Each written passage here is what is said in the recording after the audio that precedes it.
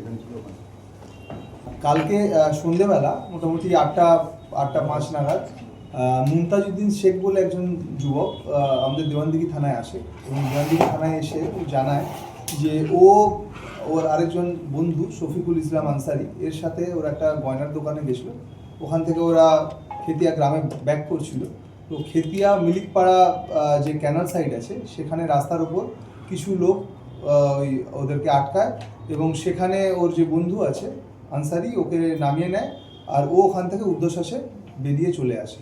পরবর্তীকালে ও গ্রামে যেয়ে জানায়, গ্রামের লোকজনদের নিয়ে খোঁজাখুঁজি করে এবং পরবর্তীকালে ও থানায় আসে, এসে জানায় যে ওকে এরকম কিছু লোক আটকে রেখেছে। তো সেখান থেকে আমরা যখন খবরটা পাই তার মধ্যেই আমাদের কাছে গ্রামের থেকে খবর আসে যে ওখানে ক্যানাল সাইডে এক জায়গায় এই শফিকুল ইসলাম আনসারি এর মৃতদেহ পাওয়া গেছে এবং সঙ্গে সঙ্গে ওখানে দেওয়ানদিঘি থানার পুলিশ ওখানে পৌঁছে যায়।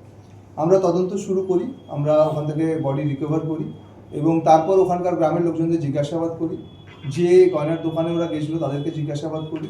আমরা এই যে মুমতাজউদ্দিন শেখ উজ্জ্বল আলিয়াস উজ্জ্বল শেখ আছে এর সাথেও কথা বলি এবং আমরা জানতে পারি যে ওই দিন সকালবেলা এই আনসারির যে ফ্যামিলি আছে তারা এই মুমতাজউদ্দিন শেখের বাড়িতে দাওয়াতের জন্য এসেছিল এবং তারপরে ওরা সারাদিন একসঙ্গে কাটানোর পর বিকেলবেলা প্ল্যান করে যে জুয়েলারি শপে কিছু কাজ করতে যাবে এবং সেখান থেকে যখন ব্যাক করছিল তখন এই ঘটনাটা ঘটে।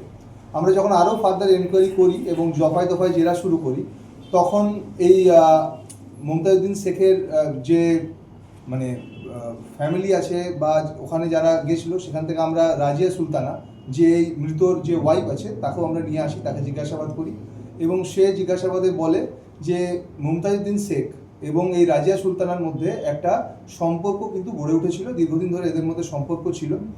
যে মৃত যে আনসারি আছে এ চেন্নাইতে গয়নার দোকানে কাজ করতো এবং এ বাড়িতে নর্মালি থাকতো না।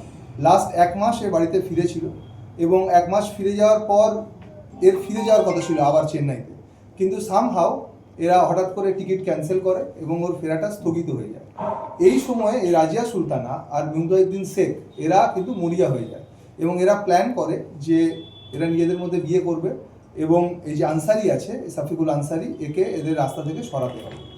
এই প্ল্যানের কথা এরা আমাদের জিজ্ঞাসাবাদে স্বীকার করে এবং পরবর্তীকালে যখন আমরা মুমতাজউদ্দিন শেখকে আবার জিজ্ঞাসাবাদ করি ও তখন জিজ্ঞাসাবাদে এটা জানায় যে ওরা ওই দিন ওখান থেকে যাচ্ছিল এবং ওরা প্ল্যানই করেছিল যে যখন এই একটা কাজে যা বেরোবে এবং কাজ থেকে ফেরার পথে প্ল্যান করে একে রাস্তা থেকে সরিয়ে দেবে।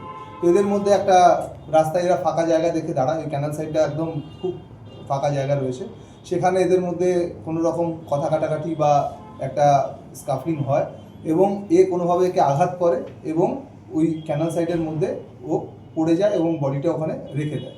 তারপরে ও যায় এবং গ্রামের লোকের কাছে যে একটা নাটকের অবতারণা করে যে কিছু লোক ওকে নিয়ে চলে গেছে এবং ওদেরকে নিয়ে ও খুঁজতে বেরোয় এবং তারপরে থানায় এসে এরকম একটা স্টোরি আমাদেরকে শোনায়, যেটা পরবর্তীকালে এত চালাকি এটা করেছিল যেহেতু আমাদের তদন্তকারী দল আমাদের ডিএসপি ক্রাইম সিআইএ ছিলেন ওখানে, ওসি দেওয়ানদিঘি ওসি ভাতার আমাদের জয়েন করেছিলেন। পুরো এই কমিটি খুব ফাস্ট খুব তাড়াতাড়ি এই তদন্ত করতে পেরেছিল এবং তার ফলে এদের যে চালাকিটা এরা করেছিল সেটা ধোপে টিকলো না এবং আসল যেটা সত্যি আছে সেটা আমাদের সামনে চলে এলো। আমরা রাজিয়াকে এবং মুমতাজউদ্দিন শেখ এই দুজনকেই আমরা পিসি রিমান্ডের প্রেয়ার দিয়েছি, একজনকে 7 দিন একজনকে 5 দিন। আমরা এদের পিসি রিমান্ডে ক্রাইম রিকনস্ট্রাকশন করব এবং যা যা এভিডেন্সেস আছে এবং ইন দ্য মিন টাইম আমরা তো পোস্টমর্টম রিপোর্টও পেয়ে যাব এবং মৃত্যুর আসল কারণটাও আমরা জানতে পারবো। তো আমরা আশা করি খুব দ্রুত আমরা এর তদন্ত সম্পূর্ণ করে এই যারা অপরাধী আছে এদের কঠোরতম শাস্তি যাতে হয় তার জন্য আমরা সেটা সুনিশ্চিত করব। কীভাবে মারা হয়েছিল মানে শাস্তি? আমাদের এখন অবধি প্রাথমিক যেটা মনে হচ্ছে কোনো ভারী কিছু দিয়ে, কিন্তু এটা আমরা কনফার্ম করতে পারবো না। পিএম রিপোর্ট আসার পর বা যখন আমরা ক্রাইম রিকনস্ট্রাকশন করবো পিসি রিমান্ডে এদেরকে নিয়ে এসে তখন আমরা এটার উত্তর আরও ভালোভাবে দিতে পারবো। ঘটনার সময় ওর ওয়াইফ তো ওখানেই ছিল? ওর ওয়াইফ বাড়িতে ছিল, মানে মুমতাজউদ্দিন শেখের বাড়িতে ছিল। সকালবেলায় নিমন্ত্রণতে মুমতাজউদ্দিন শেখের বাড়িতে মৃত এবং এর ফ্যামিলি সকালবেলায় দাওয়াতের জন্য এসেছিল, সকাল থেকে ওর বাড়িতে ছিল। ও একাই কি খুনটা করেছে নাকি আরো কেউ ছিল? এখন অবধি আমাদের মনে হচ্ছে এটা ওয়াইফের মানে ওই রাজিয়া সুলতানের সাথে কনস্পিরেসি করে ও একাই করেছে, কিন্তু আরও যদি কেউ জড়িত থাকে সেটা আমরা আরও তদন্তে যেরকম এগোবে সেরকম আমরা বলতে পারবো। না, বয়স কেমন যখন মারা গেছে? খুনটা করা হচ্ছে সেই সময় কি আরো লোক রাখা হয়েছিল? সেটা যেমন তদন্ত এগোবে সেই অনুযায়ী আমরা বলতে পারবো। এই জন্য আমাদের আরও কিছু সাইন্টিফিক ব্যাক এভিডেন্সেস দরকার। আঘাত কোথায় ছিল মানে কি এখন অবধি আমরা পেয়েছি যেটা আছে নাকে আমরা পেয়েছি, কিন্তু এটা মানে ডাক্তারি রিপোর্টে বা পিএম রিপোর্টের পর আমরা আরো ভালো করে কনফার্ম করতে পারবো মৃত্যুর অরিজিনাল কারণটা কি আছে। বয়স কেমন যে মারা গেছে? যে মারা গেছে ওর বয়স 44 এরকম। যে সবারই কি একই এলাকায় বাড়ি, একই গ্রামে বাড়ি? না, এদের বাড়ি হচ্ছে মিলিকপাড়ায় আর অ্যাকিউজডের বাড়ি হচ্ছে অন্য জায়গায় রয়েছে। ওর বয়ফ্রেন্ডটা কি বিবাহিত না অবিবাহিত? এর বয়ফ্রেন্ড বিবাহিত। ও বিবাহিত। ওর ছেলে ফেলে বা বাবা মানে এই ছেলে- নিমন্ত্রণটা কি এদের সবারই করেছিল? বাচ্চা আছে। নিমন্ত্রণটা যে করেছিল এটাও কি এই কনস্পিরেসির মধ্যে হ্যাঁ, আছে? এরা প্ল্যান করেছিল। এদের দুই ফ্যামিলির কিন্তু ওই বাবাদের মধ্যেও একটা রিলেশন আছে, মানে দুই ফ্যামিলি এদের পরিচিত। তো এরা রাজিয়া সুলতানা এবং মুমতাজির শেখ একটা প্ল্যান করেছিল যে ওদের বাড়িতে আসবে, সে সময় কোনো একটা বাহানা করে ওকে বাইরে নিয়ে যাবে এবং সেই সময়তে এই প্ল্যানটা করা হবে। ঘটনাটা কোন সময় মনে হচ্ছে? ঘটনাটা যেটা আমাদের এখন অবধি মনে হচ্ছে ওই সন্ধ্যেবেলায় হবে, ওই 7টা থেকে 8টা ওর ভেতরে হবে। বডিটা কোথাও পাওয়া গেছে?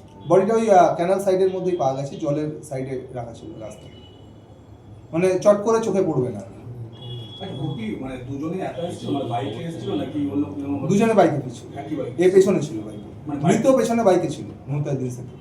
মানে ওই নেমন্তন্ন বাড়ির কাছাকাছি বডি উদ্ধার হয়েছে না? কতটা দূরে? না, ওখান থেকে ওদের গ্রামটা আরো 400-500 মিটার দূরে, মানে গ্রামের মুখটা আর কি, তো বাড়ি হয়তো গ্রামের ভেতরে হবে। ঠিক আছে, ওকে, থ্যাংক ইউ। আচ্ছা, আর একটা বিষয় যে